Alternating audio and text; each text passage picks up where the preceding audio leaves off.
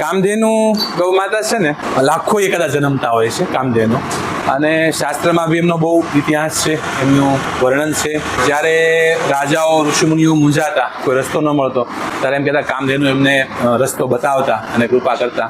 શાસ્ત્રમાં એવું કહે છે કે દેવતાઓ ભગવાન પણ ન આપી શકે એ વસ્તુ કામધેનુ આપવા સક્ષમ છે.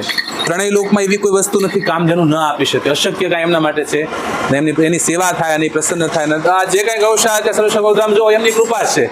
અને ગૌ માતા મારા મિત્ર એક મિતુલભાઈ ગઢવી, એમને ત્યાં એમનો જન્મ થયેલો અને આપણે ત્યાં 2 વર્ષના હતા ત્યારથી અહીંયા છે. હાલમાં ગૌ માતાની ઉંમર લગભગ 8.5 વર્ષ જેવી થવા આવી છે અત્યારે હાલમાં.